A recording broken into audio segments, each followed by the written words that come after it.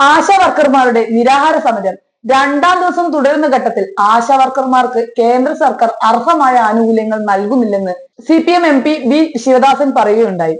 സമരവേദിയിൽ ആശാ വർക്കർമാരെ കാണാനെത്തിയ കേന്ദ്രമന്ത്രി സുരേഷ് ഗോപി അവരെ കബളിപ്പിച്ചുവെന്നും രാജ്യസഭയിൽ നടത്തിയ പ്രസംഗത്തിൽ അദ്ദേഹം പറയുകയുണ്ടായി.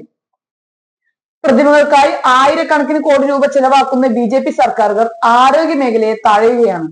നിറം മാറ്റത്തിന്റെ പേരിൽ 637 കോടി രൂപ തടയുന്ന കൊടും ക്രൂരതയാണ് കേരളത്തോട് BJP സർക്കാർ കാണിക്കുന്നതെന്നും ആരോഗ്യ മേഖല സംബന്ധിച്ച ബജറ്റ് ചർച്ചയിൽ പങ്കെടുത്തുകൊണ്ട് അദ്ദേഹം പറഞ്ഞു. ആരോഗ്യം ജനങ്ങളുടെ സാർവത്രിക അവകാശമാണെങ്കിലും വൈദ്യ ചികിത്സയുടെ അഭാവം മൂലം ഏറ്റവും കൂടുതൽ കുട്ടികൾ മരിക്കുന്ന രാജ്യം ഇന്ത്യയാണ്.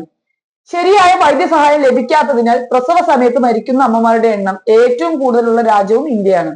എന്നിട്ടും കേന്ദ്ര സർക്കാർ പൊതുജനാരോഗ്യത്തിനായി ചെലവഴിക്കുന്നത് വളരെ തുച്ഛമായ തുകയാണെന്നും അദ്ദേഹം പറയുകയുണ്ടായി.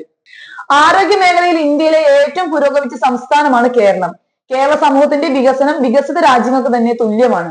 പക്ഷേ ഈ മികച്ച നേട്ടത്തിന് കേരളത്തിലെ ജനങ്ങളെ ശിക്ഷിക്കാനാണ് കേന്ദ്ര സർക്കാർ ശ്രമിക്കുന്നത്.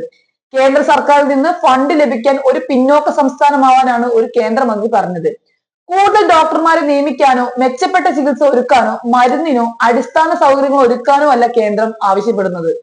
നമ്മുടെ പ്രാഥമികാരോഗ്യ കേന്ദ്രങ്ങളുടെ പേര് മാറ്റണം എന്നാണ് ആവശ്യമെന്നും MP കൂട്ടിച്ചേർക്കുകയുണ്ടായി.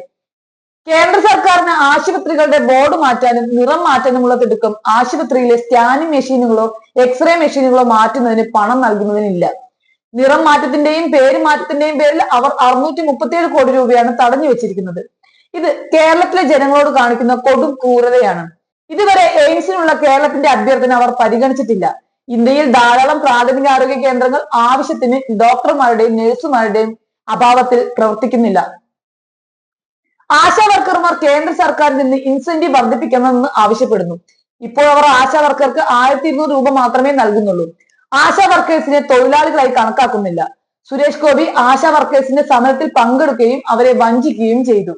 അതവർക്ക് മനസ്സിലായപ്പോൾ അവർ തന്നെ സുരേഷ് ഗോപിയെ ആട്ടി പുറത്താക്കുകയാണുണ്ടായെന്ന് അദ്ദേഹം പറയുകയുണ്ടായി. മാത്രമല്ല കേരളത്തിലേത് അടക്കമുള്ള സർക്കാർ ആശുപത്രികളുടെ ശരിയായ അടിസ്ഥാന സൗകര്യ വികസനത്തിനായി പണം നിക്ഷേപിക്കാൻ തയ്യാറാകാത്ത കേന്ദ്ര സർക്കാർ പകരം കോർപ്പറേറ്റ് സ്ഥാപനങ്ങൾക്കും കോർപ്പറേറ്റ് ആശുപത്രികൾക്കും ആത്യന്തികമായി പ്രയോജനം ചെയ്യുന്ന ഇൻഷുറൻസ് പദ്ധതികളെ പ്രോത്സാഹിപ്പിക്കുന്നുണ്ടെന്നും അദ്ദേഹം കൂട്ടിച്ചേർക്കുകയുണ്ടായി. കോവിഡ് സമയത്ത് അവർ ധാരാളം സാധനങ്ങൾ വാങ്ങിയിട്ടുണ്ടെങ്കിലും ജനങ്ങൾക്ക് വേണ്ടി ഉപയോഗിച്ചിട്ടില്ല എന്നതാണ് സത്യം. 2021 മുൻപ് മഹാരാഷ്ട്രയിൽ PM കെയർ ഫണ്ട് വഴി 150 വെന്റിലേറ്ററുകൾ വാങ്ങിയിട്ടുണ്ടെങ്കിലും മെഷീനുകൾ തകരാറിലായതിനാൽ അവ ഉപയോഗിക്കുന്നില്ല. പൊതുജനാരോഗ്യ സംവിധാനം വെന്റിലേറ്ററിലാണ്. പൊതുജനാരോഗ്യ സംവിധാനത്തെ സംരക്ഷിക്കുന്നതിന് ആരോഗ്യ മേഖലയുടെ സ്വകാര്യവൽക്കരണത്തെയും വാണിജ്യവൽക്കരണത്തെയും നാം ചെറുക്കണമെന്നും അദ്ദേഹം കൂട്ടിച്ചേർക്കുകയുണ്ടായി.